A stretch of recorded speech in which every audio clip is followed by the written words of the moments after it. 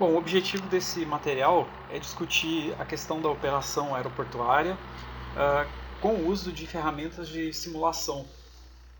Então, simulação é um termo muito geral, né, que pode ser utilizado para diversos tipos de análises, mas quando a gente está analisando, né, a parte mais de logística, transportes, manufatura, esse nome simulação está se referindo muitas vezes à simulação operacional, né? Você tenta representar produtos, processos, as interações entre eles, seja para o objetivo de análise de nível de serviço, dimensionamento, melhoria de capacidade, melhoria de layout, enfim, a gente pode ter aí diversos propósitos.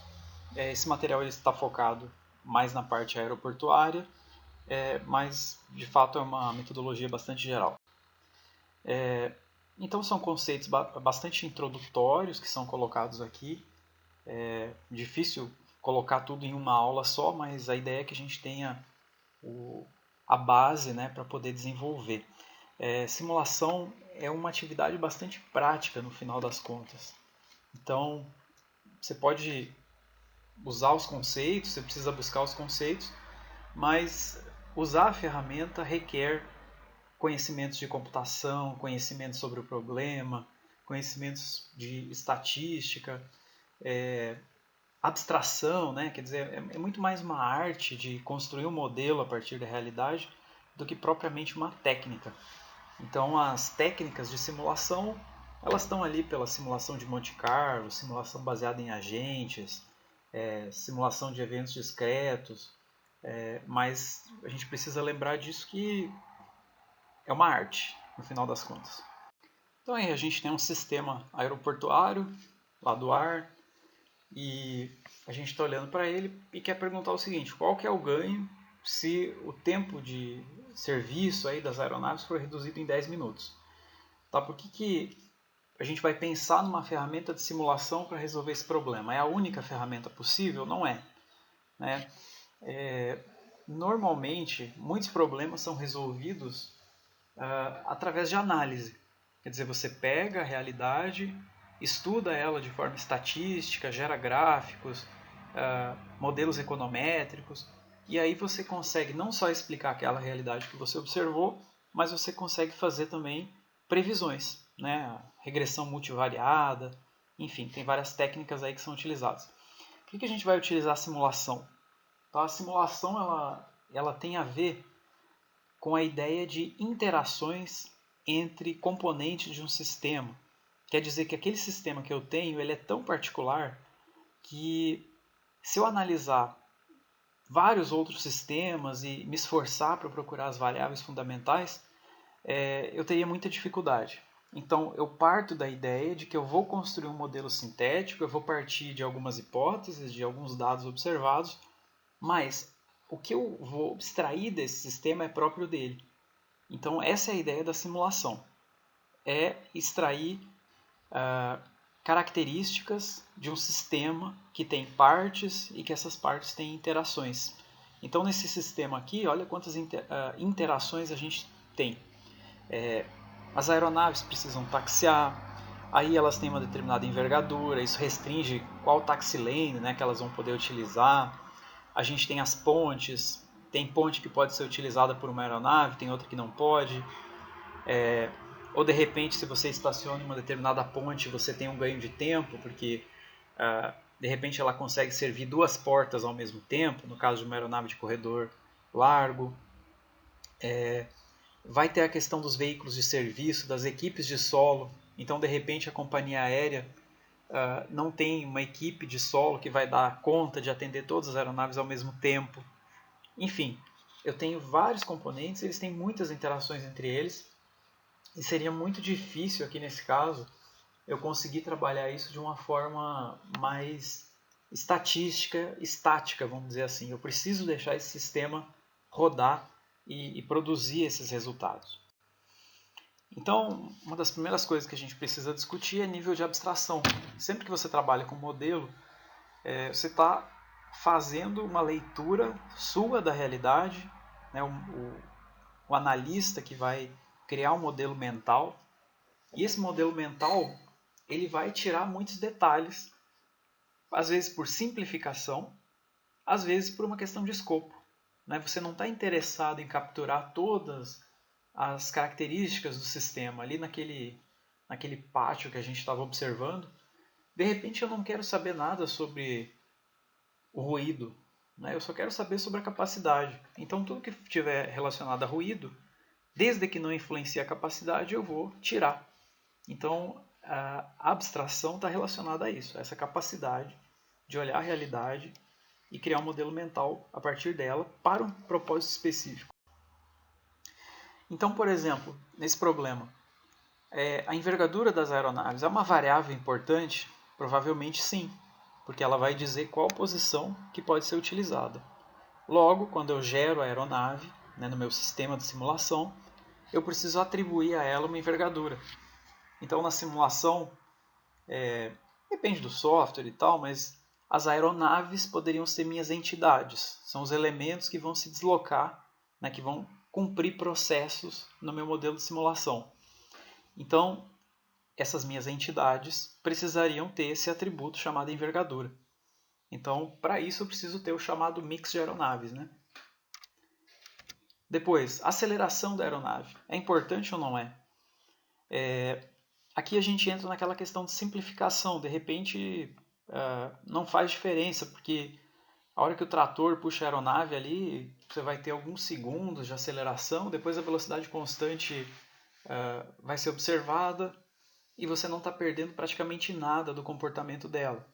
Agora, se eu estivesse desenhando uma pista de táxi de saída rápida, seria impossível modelar isso sem usar aceleração. Então aqui a gente fez uma simplificação. Capacidade dos tratores. Então, vai depender do peso do trator, da capacidade de reboque dele, vai depender de quantos eu possuo, vai depender se eu posso movimentar duas aeronaves ao mesmo tempo, né, se elas estão próximas.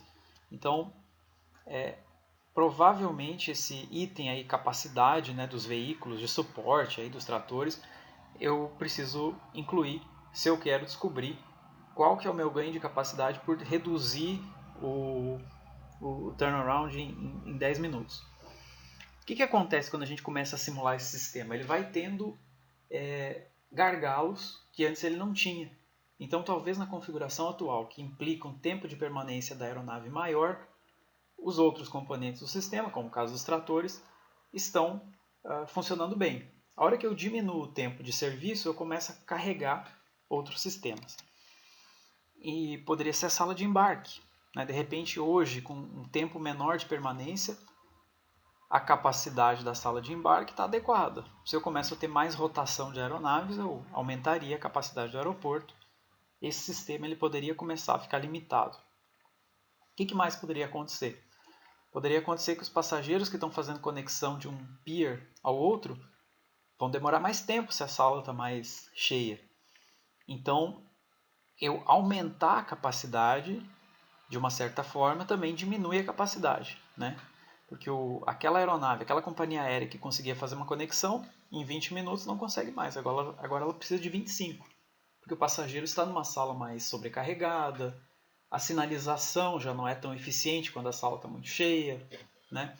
Então, o que a gente percebe aqui? Interações complexas, né? A gente está lendo características de saída do sistema que talvez seriam até imprevisíveis. Eu não teria como fazer muita hipótese sobre elas antes de rodar um modelo de simulação.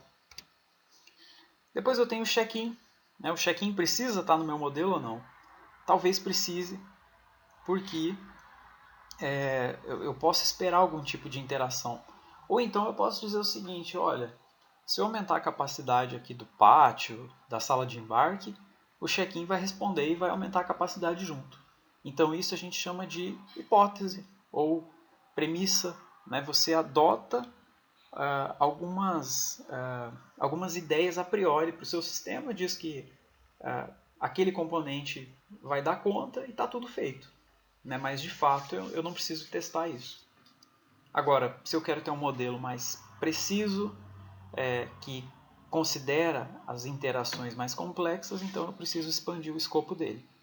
A tentação sempre é de incluir mais itens mas a realidade mostra que quanto mais enxuto for o modelo, quanto mais você conseguir explicar com menos, melhor. A pista de pouso, né, de repente você aumenta ali a capacidade do pátio, você começa a ter problema lá na pista de pouso decolagem. Ou ainda, vamos falar de outra coisa, vamos falar de interações, que eu acho que é a parte mais interessante da simulação. De repente, se a minha capacidade da pista está muito limitada, eu preciso segurar as aeronaves no gate, né? Porque a partir do momento que você libera a aeronave da posição de embarque, ela vai ser tratorada, né? E depois ela vai precisar taxiar por meios próprios. Taxiando por meios próprios, ela precisa gastar combustível, né? O motor de um avião é algo muito caro de se operar. Então, para a companhia aérea, é mais barato manter a aeronave no gate, né? Talvez seria a solução mais interessante. Então, pista mais carregada significa gate mais carregado para atrasar a aeronave para ela não ir para a pista. Aqui a gente tem outro problema de capacidade nas pistas de pouso e decolagem, para a gente discutir por que a simulação seria importante aqui ou seria interessante. A gente tem modelos analíticos, né, para analisar a capacidade de pista de pouso e decolagem. Então, a gente imagina o caso aí de uma aeronave que está pousando. Aqui a gente tem operações em pistas próximas, né? Então não posso ter operações simultâneas. Essa aeronave pousa, ela saiu por uma pista de táxi de saída rápida. Aí tem uma outra aeronave que vai decolar, a que pousou precisa esperar que vai decolar. Ela cruza a pista, depois ela vai se deslocando ali pela pista de táxi. E como é que eu poderia analisar minha capacidade da pista de pouso e decolagem? Eu precisaria incluir a pista de táxi saída rápida? Provavelmente sim. Você aumenta muito a capacidade do sistema de pistas quando existe uma pista de táxi saída rápida. Mas alguns modelos de capacidade de pista, eles vão simplesmente assumir como premissa que existem suficientes pistas de táxi de saída rápida. É uma forma de você trabalhar. Cruzamento da PPD. Então, poucos modelos vão considerar esse atraso. É um caso específico que você tem a pista de fora sendo usada para pouso e aí você precisa atrasar uma decolagem por conta da aeronave que está passando, né, por cima do eixo da pista de decolagem. Essa variável precisaria ser analisada, né, esse cruzamento aí. Mas o que mais dá para fazer quando você tem simulação? Você consegue comparar, por exemplo, qual que seria o ganho de construir uma pista de táxi que contornasse toda a pista de pouso e decolagem. Quer dizer, como é que você vai considerar isso no modelo analítico? É praticamente impossível. Outro ponto aqui é o acesso ao pátio, né? Se o seu pátio está mais distante ou se está mais próximo, as aeronaves conseguem sair da pista, livrar a pista mais rapidamente, né? Outra coisa, você consegue sair da posição lá do gate, chegar no início da pista muito mais rápido. Então, dado que o controlador perceba que existe capacidade de pista naquele intervalo de tempo, ele pode permitir uma decolagem. Quando você precisa taxiar demais por um sistema muito complexo, a aeronave atrasa e você não sabe bem em que momento, em que instante que ela vai chegar e vai estar pronta para decolagem. Então isso também é interessante. Outra coisa que a gente pode se perguntar é sobre a sobreposição das aeronaves, as separações. A gente sabe que existem regras de separação, mas no modelo de simulação, por simplificação, nem sempre você considera que uma aeronave não pode passar por cima da outra, porque de repente, para fins de capacidade, não vai fazer diferença. Então é preciso avaliar isso.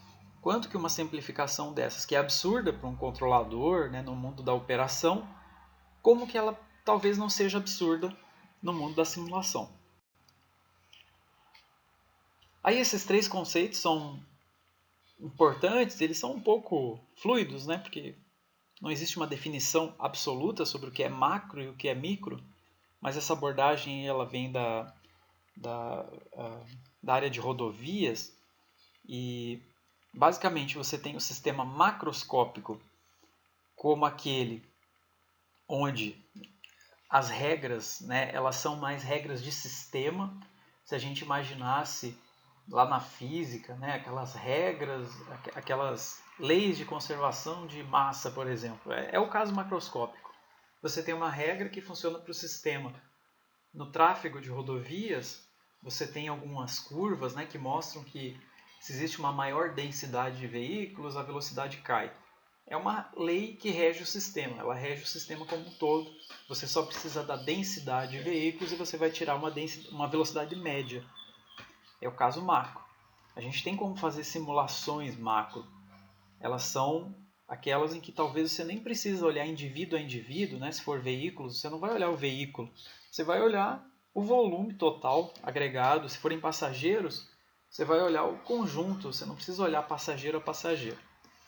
O mesoscópico é um compromisso, um intermediário, vamos dizer assim. E a microsimulação, ela já é aquela onde você vai colocar o comportamento, assim, o comportamento individual, o comportamento da partícula, vamos dizer assim. Então, se for, por exemplo, veículos, você vai colocar a que distância um veículo fica do outro, como que ele reage quando o veículo da frente freia, como é que o veículo de trás, quanto tempo ele demora para tomar uma decisão.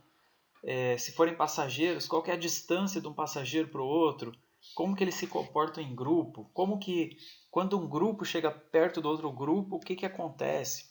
Então essas regras elas exigem modelos micro. Não é só questão de quais informações você coloca, mas também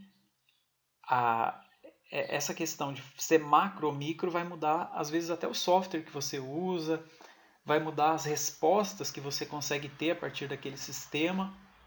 E às vezes você mescla as duas, né? Você precisa ter, por exemplo, um modelo macro para determinar quantos passageiros você vai ter na hora pico usando o sistema de check-in. Esse é o típico caso de um modelo macro.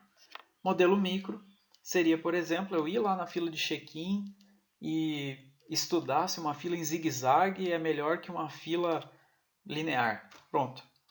Para isso, eu já vou precisar de um modelo micro, com provavelmente um outro software ou uma biblioteca específica dentro daquele software que eu estou utilizando. Então aqui a gente fala um pouco dos paradigmas de simulação de operações. É impossível esgotar o tema, mas existem 3 paradigmas aí que são talvez os predominantes. Então a gente tem sistemas dinâmicos ou dinâmica de sistemas, que basicamente é uma técnica mais macroscópica. Depois a gente tem a simulação baseada em agentes, que tem ganhado uma atenção assim maior nos últimos anos, né? Uma coisa muito dos anos 2000 para cá. E depois a gente tem a simulação baseada em eventos discretos, que ela é uma coisa assim mais consolidada já e até mais aceita em algumas indústrias, né? Mais conhecida. Então, o nível de abstração nos sistemas dinâmicos é a maior, e na simulação baseada em agentes é o menor nível de abstração, mas não necessariamente, né? Você pode fazer macro simulação com simulação baseada em agentes. Uma coisa não impede a outra. Então, na dinâmica de sistemas, é aquela ideia de uma regra que governa o sistema. Então, por exemplo, se eu quero analisar uma população e aquela população ela cresce conforme existe mais alimento e mais radiação solar e mais disponibilidade de oxigênio. Enfim, é como se fosse um fluxo assim de quantidades, né, estoques.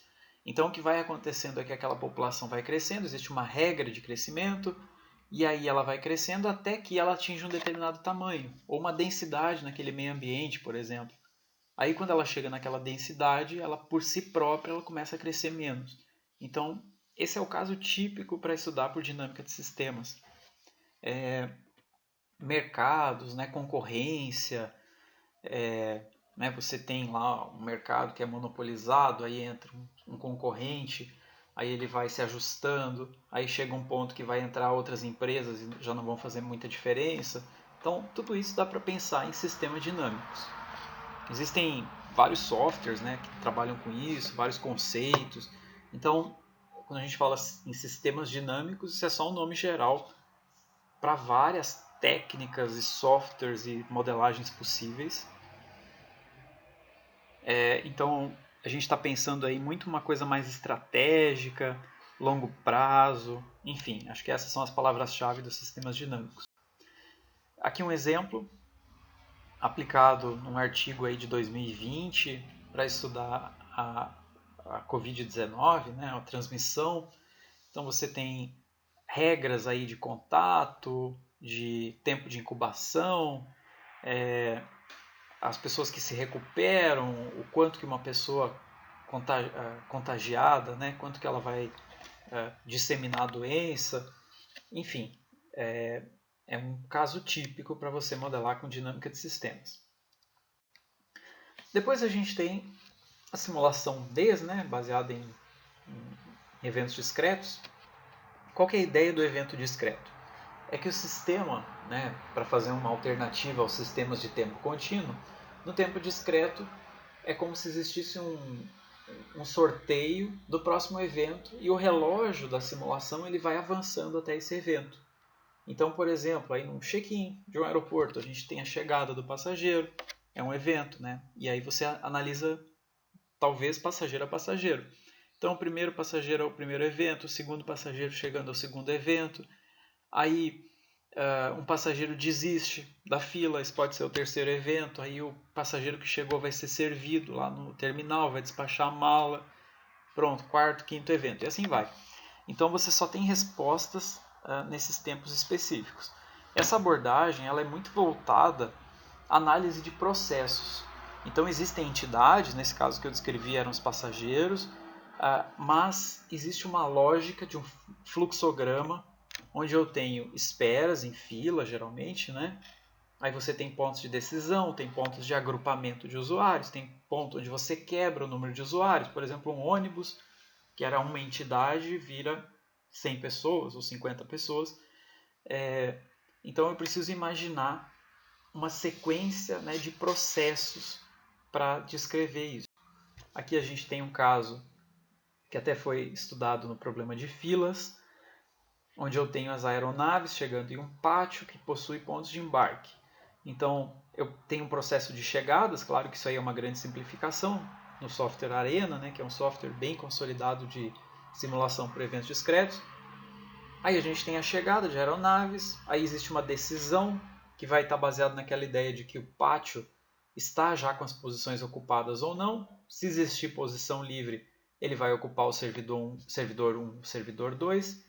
Se não existir posição livre, ele vai ocupar outros pátios. E aí a gente tem outros módulos aí, esse assign, por exemplo, vai ser utilizado para mudar o estado de variáveis, né, para gravar informações numa variável. Então, simulação não é tanto baseada em agentes quanto baseada em eventos discretos. Você tem as variáveis do sistema que vão sendo alteradas, né, pelos processos, pelo comportamento dos agentes. E aí a gente vai para a simulação baseada em agentes, que é essa mais nova, e ela tem sido utilizada não só em operações, mas ela tem muita aplicação na área de ecologia, economia, essa área médica, enfim, a gente tem várias possibilidades. Na área de transportes, ela pode ser utilizada, né, e quando você pega os modelos de pedestres, de comportamento de grupos, quando você pega veículos, a parte mais industrial, né, onde você tem, por exemplo, máquinas ali interagindo umas com as outras, muitas vezes os sistemas baseados em agentes eles vão ser mais interessantes, porque você consegue tirar a característica conjunta do sistema, né, que a gente vai chamar de característica emergente do sistema, através de regras individuais de interações. Então, quando a gente pega, tem um exemplo clássico, né, de um bando de pássaros em voo, por exemplo. Você olha, parece uma nuvem ali de pássaros. Cada um daqueles pássaros que está naquele bando, ele não vê o todo. Ele só vê quem está próximo a ele. Então ele tem uma regra de separação lá de repente de tantos centímetros, só dos vizinhos dele. o que ele vai fazer? A partir do momento que um vizinho dele se desloca 1 centímetro para o lado dele, ele vai 1 centímetro para o lado oposto. Aí ele mantém a regra dele, que é uma regra de separação. Então eu só dei regras individuais, só regras entre vizinhos. Mas dado que você gera vários indivíduos e deixa eles interagindo, daqui a pouco o sistema tem uma característica, e isso é a característica emergente do sistema. Então, em simulação baseada em agentes, é essa a ideia. Você especifica regras individuais e tenta ver o que acontece no sistema. Aqui é um caso de uma difusão, pode ser de uma tecnologia, poderia ser de uma doença, onde uma pessoa vai passando para outra, aí tem uma evolução disso no tempo, e basicamente é essa ideia de que você usou regras individuais para explicar um conjunto.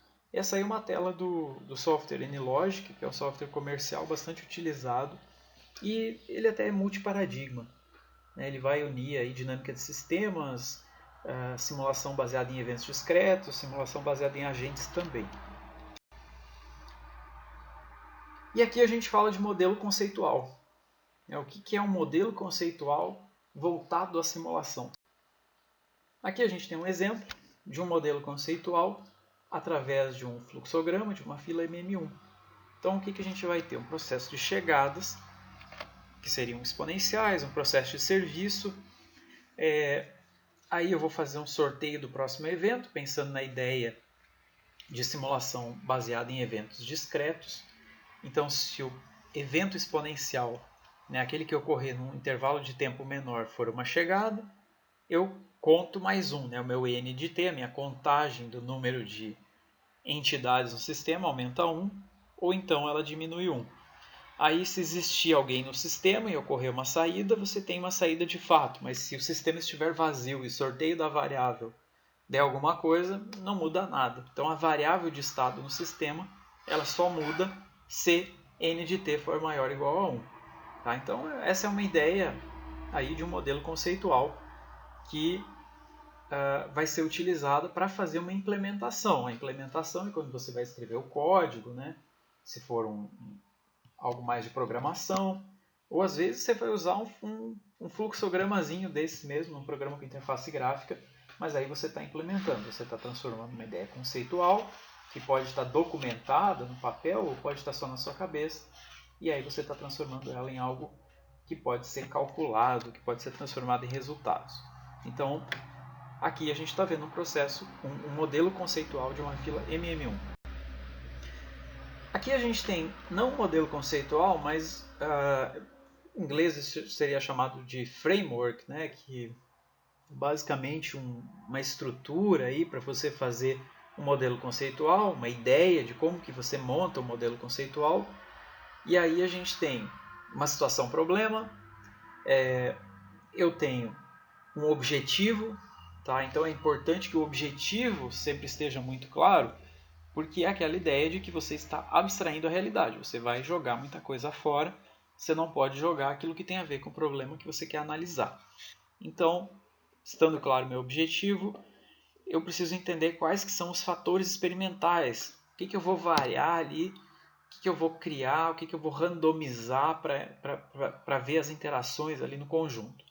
Então, com base nisso, eu vou detalhar o meu sistema, ele vai me dar respostas, e aí eu tenho esse jogo entre inputs e outputs. Então, modelo conceitual não é só definir o fluxograma, mas é definir também que método que vai ser utilizado, quais que são as entradas, como que o sistema, quais são as regras para o comportamento do sistema. Enfim, o modelo conceitual ele é esse conjunto todo aí. E aqui a gente tem um exemplo que está nessa referência citada, que seria um modelo conceitual para um restaurante, fast food.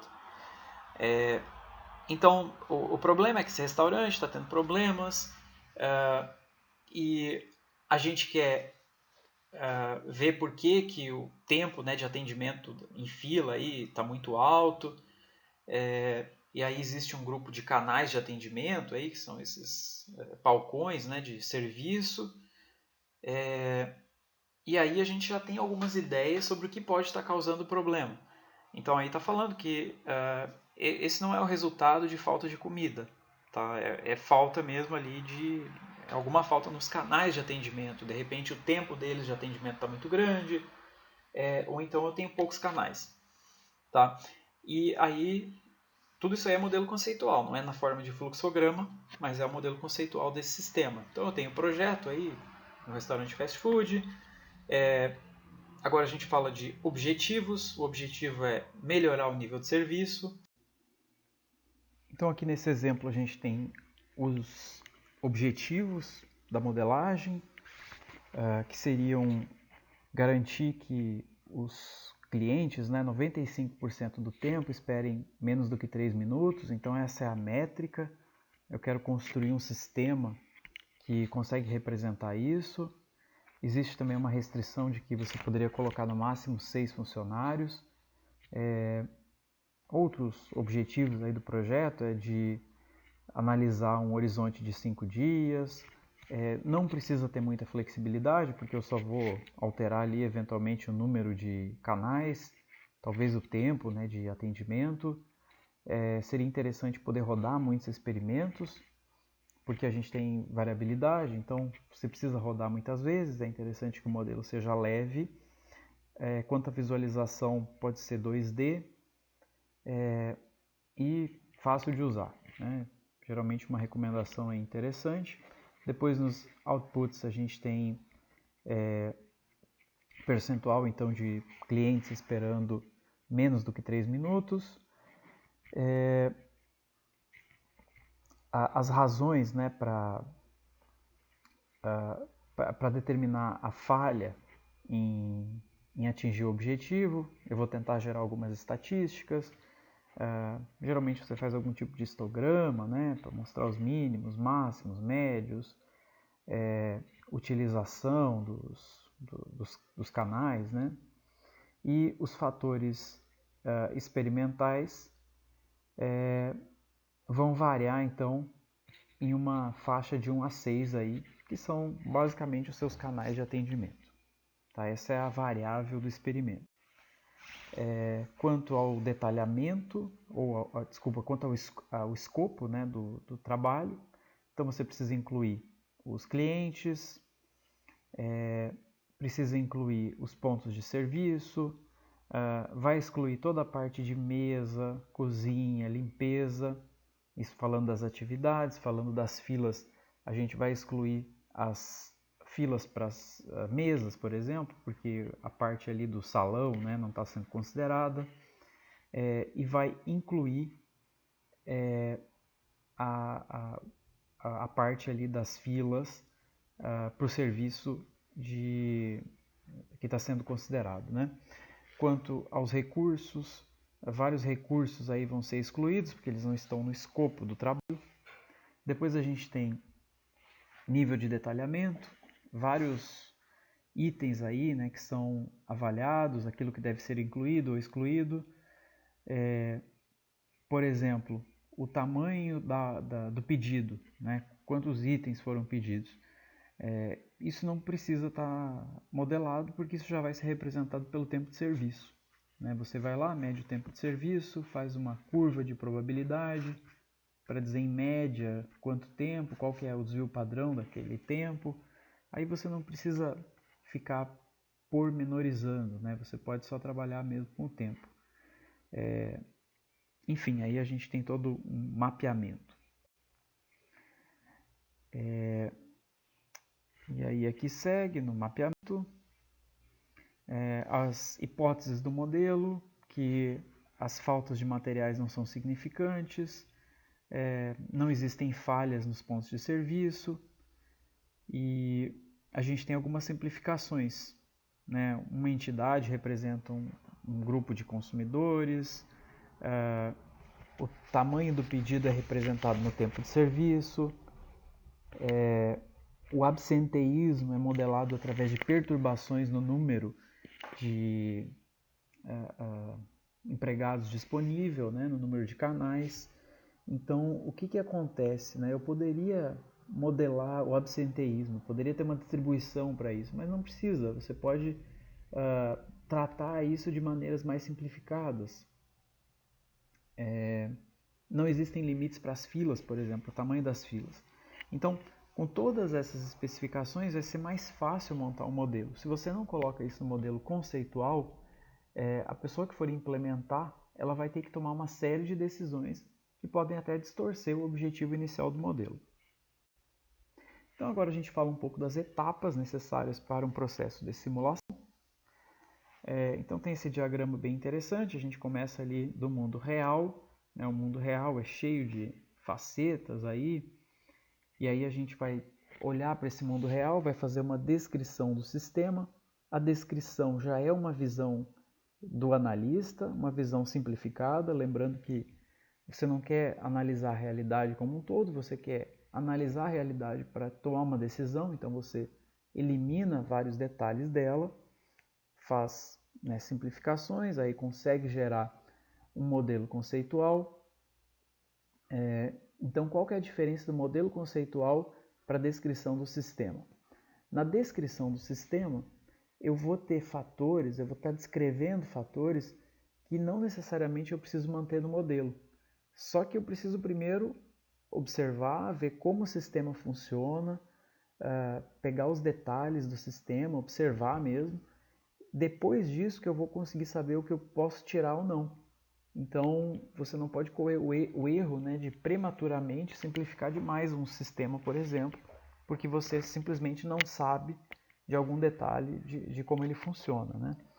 Depois você vai, então, para o âmbito mais da codificação do modelo, e aí você precisa ou fazer uma melhoria para que ele tenha mais precisão, ou fazer uma simplificação se ele está muito complicado. Então, é um processo aí bastante interativo.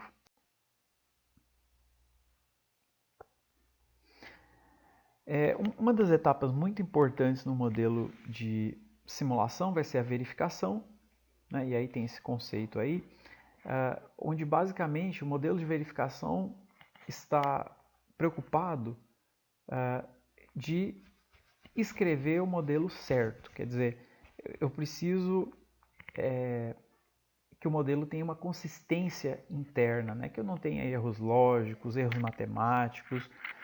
Se eu tenho ali, por exemplo, aquele esquema do fast food, né? Se eu aumento o tempo médio de atendimento, eu espero que a fila média aumente. Então, a verificação é isso. Eu vou no meu modelo, que já está, que tem algum nível já de funcionamento, e eu vou fazer esse teste. Se ele não responde da maneira que eu espero, eu vou me perguntar se a minha hipótese está ruim ou se o modelo está ruim. Então eu não preciso de observação da realidade para fazer verificação. É uma questão muito mais interna. Outra coisa que vai ser necessária vai ser a calibração. Então a gente tem essa ideia aí do painel, né, cheio de instrumentos. Então você tem alguns pontos que você precisa calibrar, né? Sei lá, a mistura de combustível e oxigênio. Você precisa fazer uma combinação disso para que você tenha o resultado esperado. Então essa mistura vai precisar ser calibrada em cada situação, né? Você muda alguma coisa nas suas variáveis de entrada, você vai precisar recalibrar. Então um modelo bom pode funcionar mal se ele não estiver bem calibrado, por exemplo. Então a calibração é essa ideia de que a gente tem um mundo real aí com essas bolinhas, né, que estão representando um determinado comportamento. Aí eu extraí uma amostra, calibrei o meu modelo com base nessa amostra, mas infelizmente o mundo real ele tem mais detalhes, mais comportamentos que a minha amostra não conseguiu. Então esse sempre é um problema, né, de você usar uma amostra que muitas vezes é reduzida pela sua capacidade de observação do sistema para calibrar o modelo. Então é aquela ideia de que o seu modelo talvez esteja certo, mas eventualmente sua calibração não está. Fazer para pensar na calibração, né? Nesse caso aí do check-in, como é que dá para calibrar um modelo de simulação? A gente pode pensar, por exemplo, em medir, né, com cronômetro, com métodos aí de observação, o tempo médio de atendimento, a distribuição das chegadas, percentual de desistência de uma fila, quantidade de bagagens. Tá? Então, a calibração tem a ver com isso. Eu posso ter feito um modelo conceitual que diz que vai ter uma curva de chegadas, um processo de atendimento, mas é através da calibração que eu vou dizer qual que é a taxa de cada uma dessas atividades aí que eu especifiquei. Então, a calibração serve para dar as taxas numéricas e ajustar o seu modelo. E agora vem outro conceito que é da validação. A validação já está preocupada com a realidade. Eu preciso ver como meu sistema se comporta na realidade e dizer se o meu modelo conceitual, implementado, calibrado, funciona de acordo com o esperado. Então, enquanto na calibração eu vou olhar os componentes, os processos, os agentes de forma individual e vou fazer um ajuste neles para deixá-los mais parecidos com a realidade, na hora de fazer a validação, eu vou me preocupar mais sobre o sistema, como que eles funcionam conjuntamente. Então, se esse meu conjunto de interações, de simulação, se ele produz um resultado que é parecido com a realidade, então aí eu posso dizer que o meu modelo está representando a realidade. Porque não adianta nada eu ter um sistema onde os componentes parecem se comportar de acordo com a realidade, mas de fato, coletivamente, eles não se comportam. Quando eles formam um sistema, esse sistema não representa a realidade. Então, se a gente pode estabelecer uma diferença entre o que é calibração e o que é validação, é que a validação está mais preocupada com o comportamento agregado do sistema e não dos seus componentes individuais. Aqui um exemplo de simulação da fila MM1 por eventos discretos. Aí a gente tem novamente um modelo conceitual, onde eu tenho um processo prévio aí de sorteios de chegadas e serviços. Aí eu vou descobrir se o meu sorteio está caindo primeiro numa chegada ou numa saída do serviço. E aí eu vou fazendo as adições aí de entidades que vão chegando e vão saindo do sistema. Então, uma das técnicas, né, mais comuns, basilares aí da simulação é o método de Monte Carlo, que basicamente consiste entre fazer um sorteio aleatório entre 0 e 1, é uma distribuição uniforme, né? E o que é interessante é que essa distribuição uniforme de 0 a 1 vai ser utilizada para comparar com uma função acumulada de probabilidade. Então você consegue gerar qualquer variável aleatória, né? Se eu uso a distribuição normal ou a distribuição exponencial, tanto faz, basta eu pegar essa uniforme e usar ela como acumulada e tirar a inversa. Então, é como se fosse uma roleta, né, onde os setores dessa roleta têm tamanhos diferentes baseados na curva de probabilidade. Então aí tem uma pergunta para um valor uniforme aí de 0,7, quanto vale x para uma variável exponencial cujo lambda vale 20. Então basta eu fazer o inverso da função exponencial. A função exponencial a gente consegue manipular ela analiticamente, né, sem muito problema. E aí, eu até vou utilizar aí para facilitar a minha vida 1 menos f ao invés de f, o que não muda nada para a geração de uma sequência de variáveis aleatórias.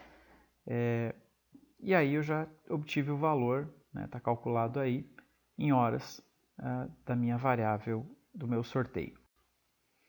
Aqui alguns sorteios então, foram sorteados 143 pontos, onde a gente tem no eixo vertical 1 menos f de x, no eixo horizontal a gente tem então os valores que foram sorteados, e aí a gente tem a esperança e o x barra, né, que é a média amostral aí sendo calculada.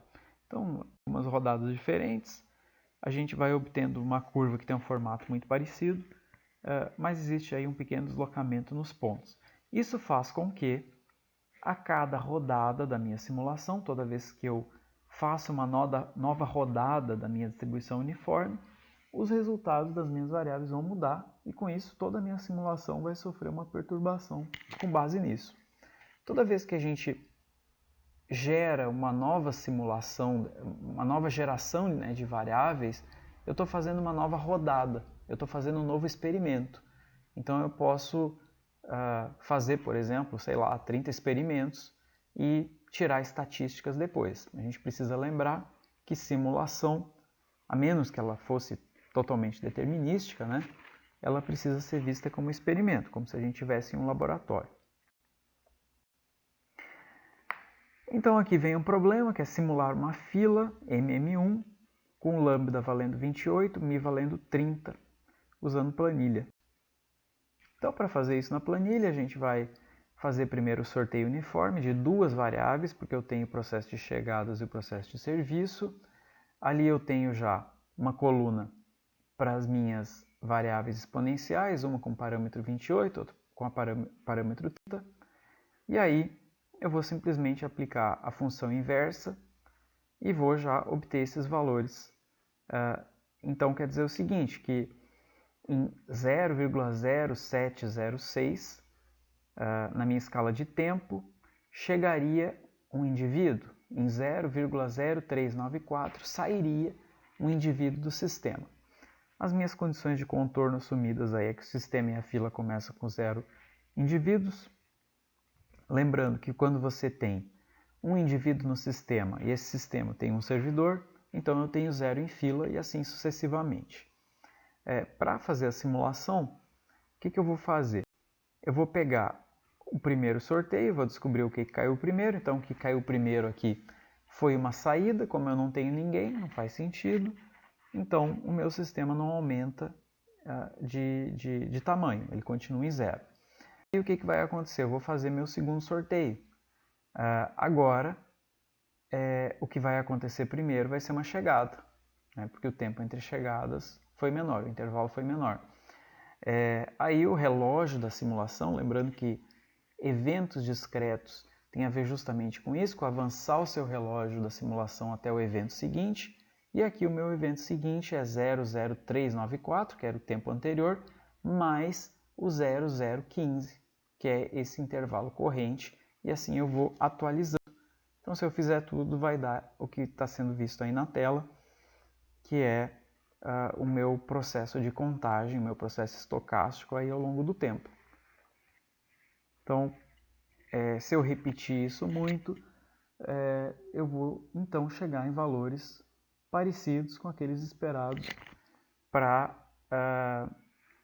a fila MM1 de forma analítica, né? Eu deveria me aproximar disso. E aqui vem uma pergunta interessante, né? Por que não seria mais correto, se não seria mais correto computar o tempo de permanência do cliente no servidor? Então percebam uma coisa interessante, que a gente fez os sorteios das chegadas e dos processamentos de forma totalmente arbitrária, a priori, né, da simulação, sem considerar quanto tempo o cliente ficou no servidor.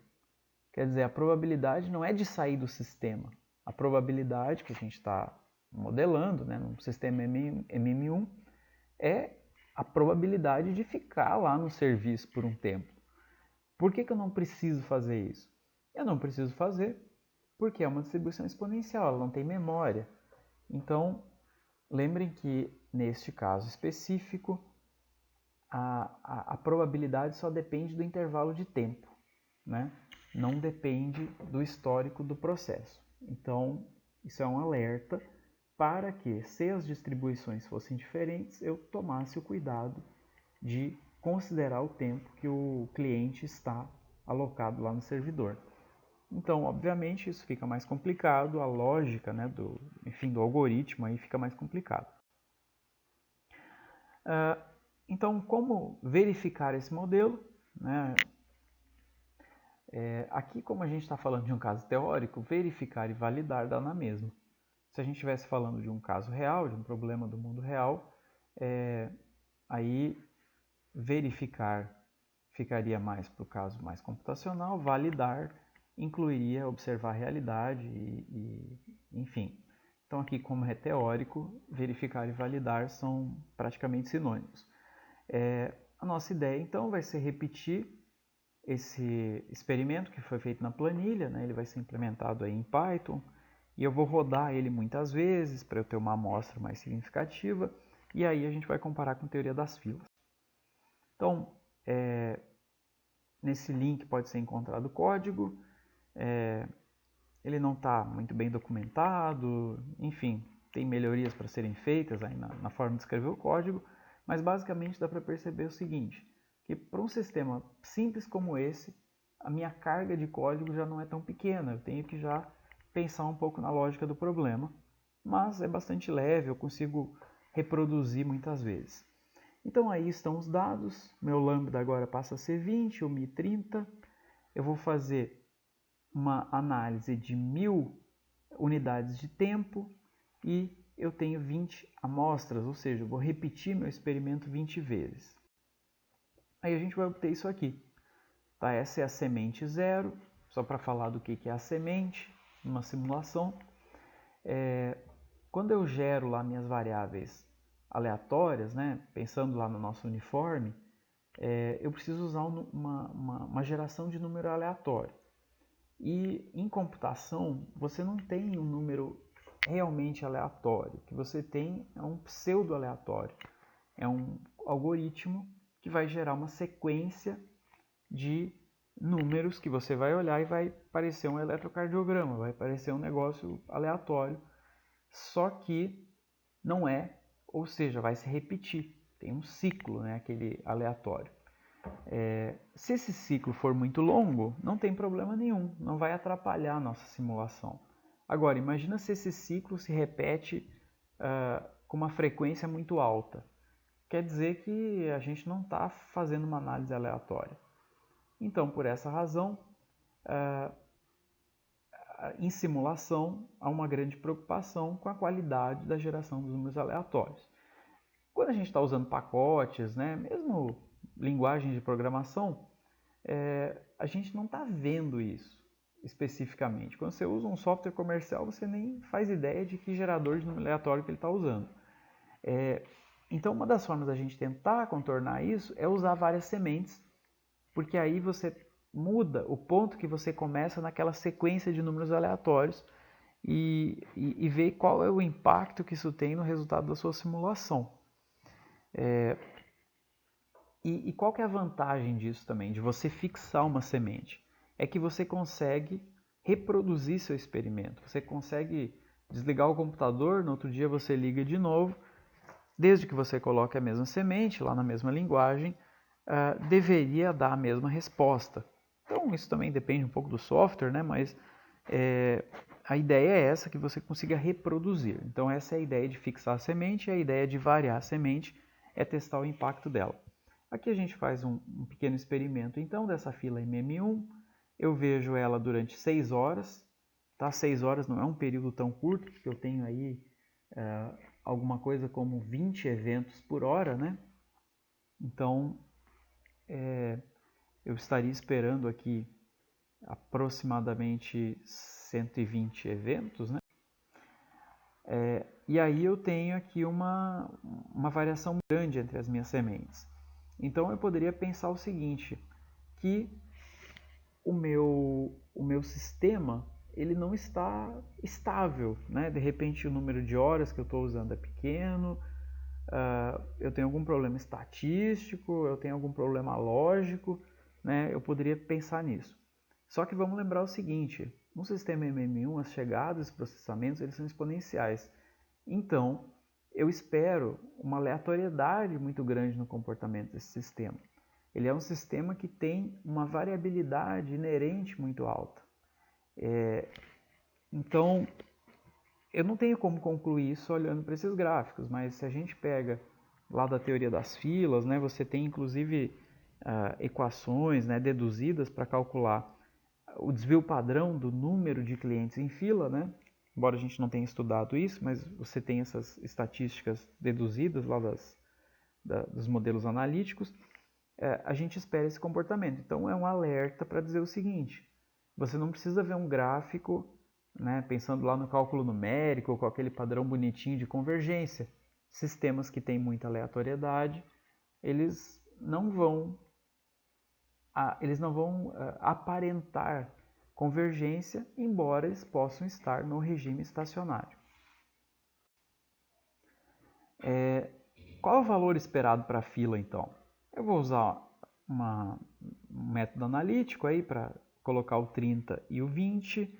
Vou descobrir que a minha fila, meu LQ, meu número médio de clientes em fila, é de 1,33. Só para lembrar da formulazinha do intervalo de confiança, né, eu consigo calcular um limite inferior e superior usando o desvio padrão aí da minha amostra. E aí está aí o cálculo. Né? Eu peguei aquele código, coloquei um N de 20, ou seja, repeti 20 vezes usando um tempo de 10 horas ou de 30 horas.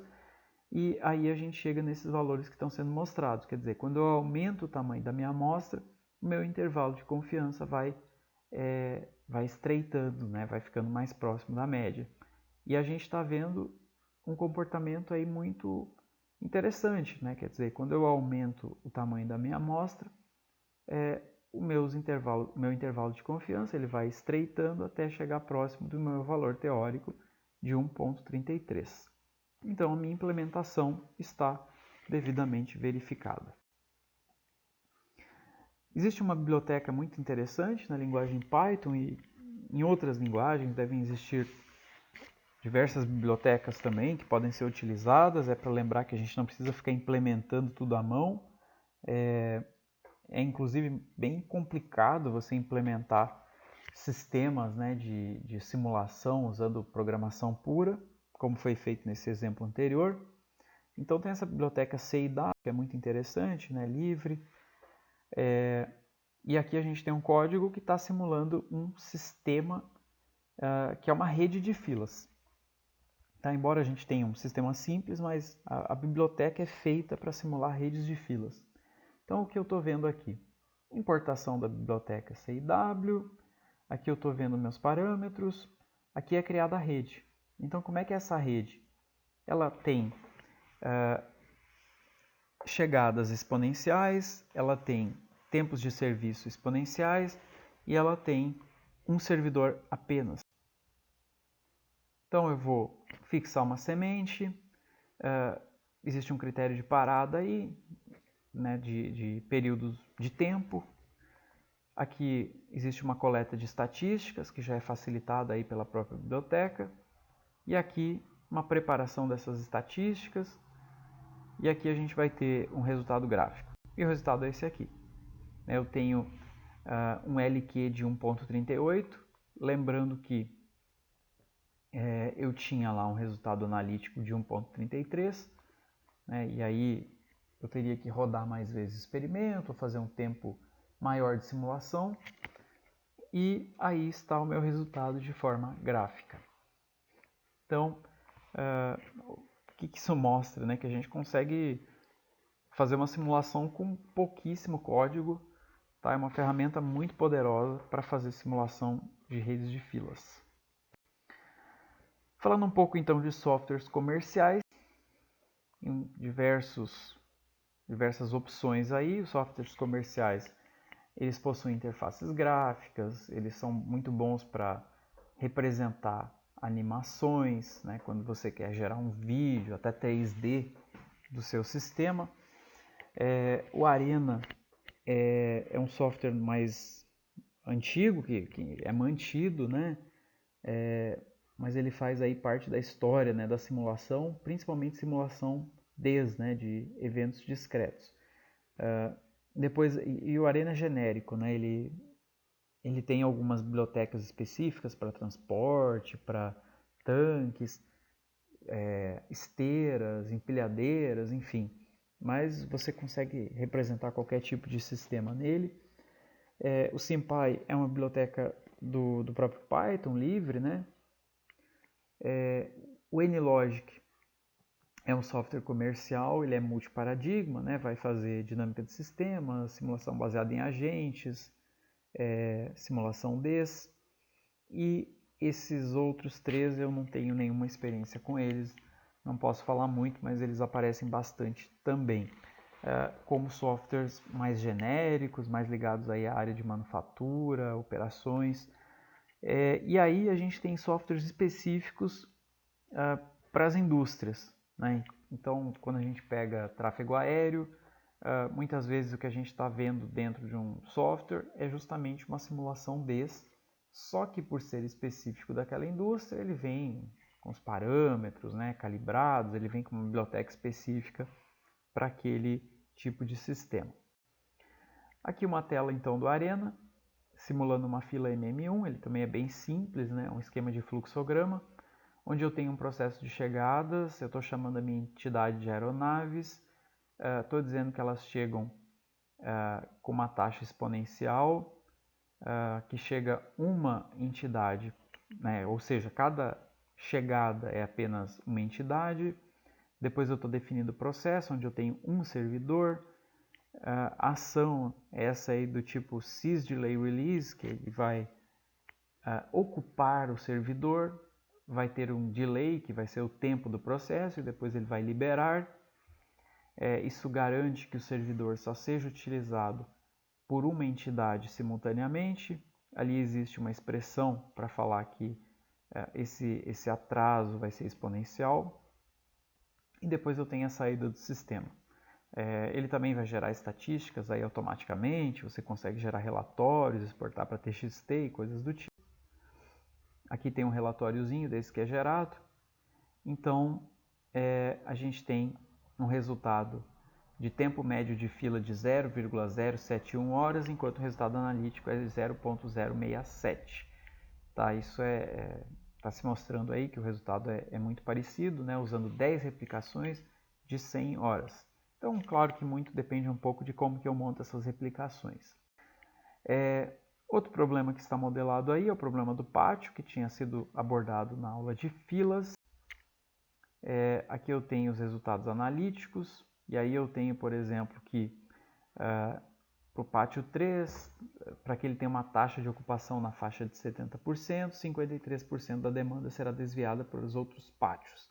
Então aqui está o modelo em Arena, também é bem simples o fluxograma, a gente tem alguns módulos, esse decide aí, onde ele vai fazer uma decisão, ele separa os fluxos, o quadradinho representa um processo, daquele tipo sysDelayRelease, e depois eu tenho os assigns que são utilizados para gerar estatísticas. É bem simples. E aí eu consigo simular em tempo real, né, aí, e ver em tempo acelerado, que geralmente é o que faz mais sentido. E aí você consegue ver esses painéisinhos aí mostrando as variáveis do sistema, ou, por exemplo, os atributos, né, das suas entidades.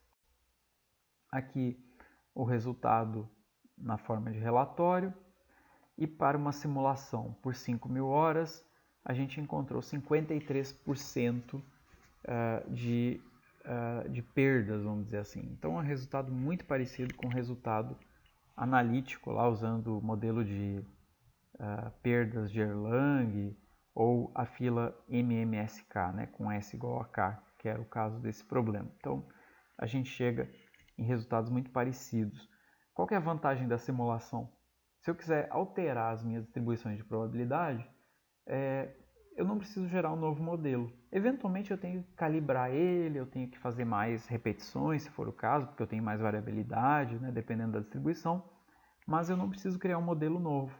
Lembrem que lá nos casos de filas, nas cadeias de Markov, mudar uma distribuição de probabilidade significava mudar completamente o modelo que você estava utilizando. Então, a simulação é algo muito flexível.